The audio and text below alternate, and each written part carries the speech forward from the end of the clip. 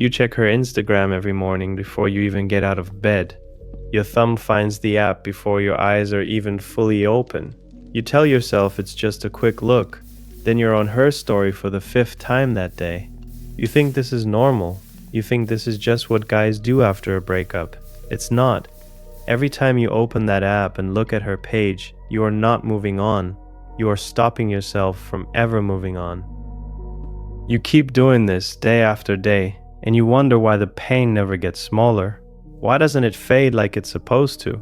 It doesn't get smaller because you keep opening the wound back up before it can close. You check who liked her photo.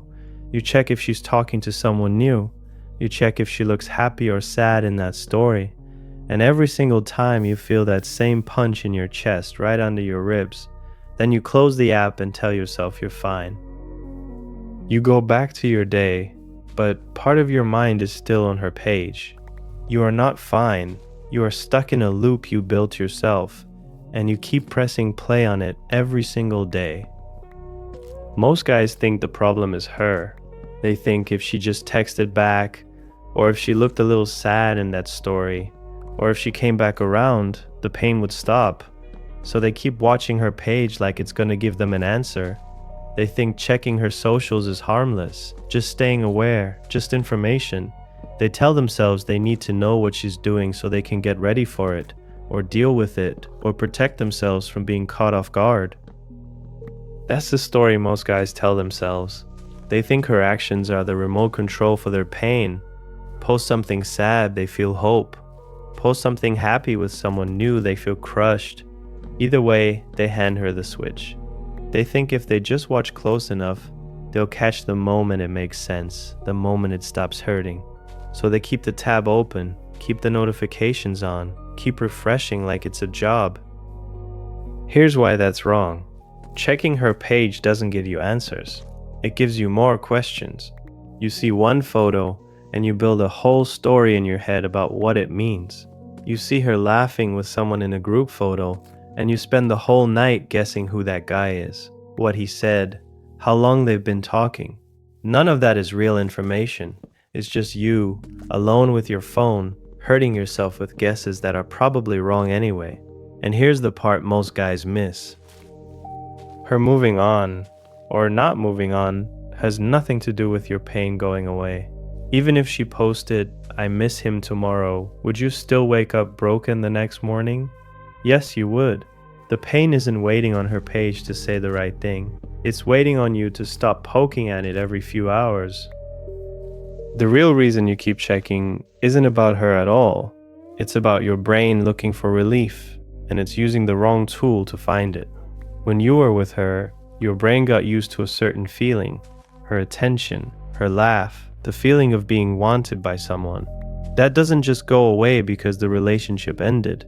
Now that feeling is gone, and your brain wants it back, the same way your stomach growls hours after a meal. So it sends you back to the last place it remembers getting that feeling, her page. You open Instagram, you see her face, and for half a second your brain thinks it found what it's missing.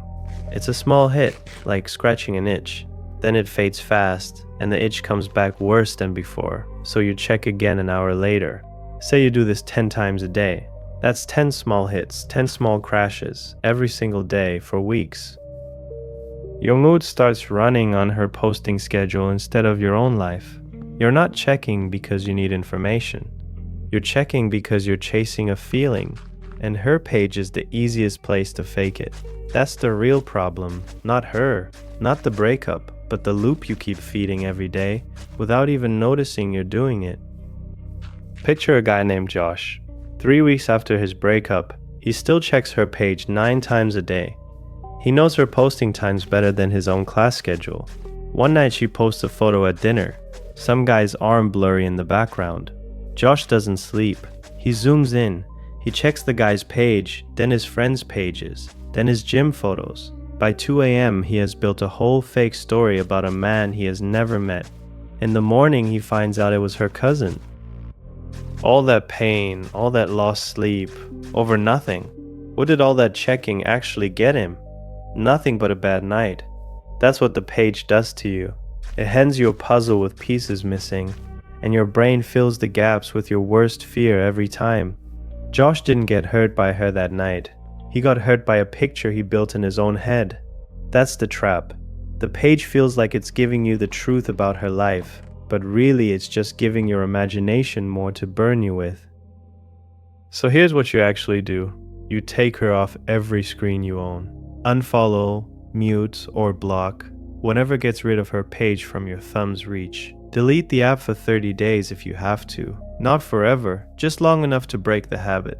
When your thumb reaches for it out of habit, you catch yourself and put the phone down. You fill that exact moment with something else. Every time. Get up and stretch, drink some water, text a friend, go for a short walk. The urge only lasts about 90 seconds if you don't feed it. 90 seconds. Can you sit through that? You can survive 90 seconds. Do this every single time the urge shows up, for 2 weeks straight, and the urge gets weaker on its own. You're not being weak by blocking her.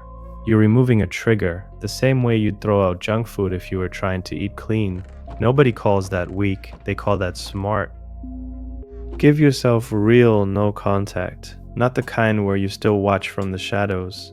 Watching from the shadows isn't moving on, it's just moving on quietly, while still holding on with both hands. Now here's the change you need to make in your head. You think checking her page keeps you close to her. It doesn't. It keeps you close to the pain. Those two are not the same thing. You are not losing her by staying off her page. You already lost the version of her you're chasing, the one from 6 months ago who looked at you a certain way. That person is already gone, whether you check the app or not. What you're really doing every time you scroll is choosing pain on purpose, then acting surprised when it shows up. Once you see it that way, the choice gets simple. You're not a helpless guy waiting for her next post to decide how his day goes. You're a guy who can just not look. That's it. That's the whole move. Nobody's making you check. No one is holding your hand to that app. You do it, which means you can also just not do it. So why keep handing her the switch? The second you understand that the loop is something you're doing to yourself, you get your power back. You stop being a guy waiting on her page for permission to feel okay. You start being a guy who decides that on his own, every morning, no matter what she posted. Right now, your thumb still finds that app before your brain even wakes up. Give it 30 days and it won't remember how to. The itch will still show up sometimes, out of nowhere, in a quiet moment. When you're bored, when a song plays that reminds you of her. Let it come, don't feed it, and let it pass. It always passes if you don't reach for the phone. Every day you don't check is a day the wound actually gets to close, instead of getting ripped back open. You'll wake up one morning and realize you didn't think about her page at all, not once, and that's the day you know it's working. That's not luck, that's not time doing it by itself. That's you choosing not to pick at the wound, over and over, until it finally heals shut. Every time you check her page, you're not checking on her. You're just tearing your own stitches out.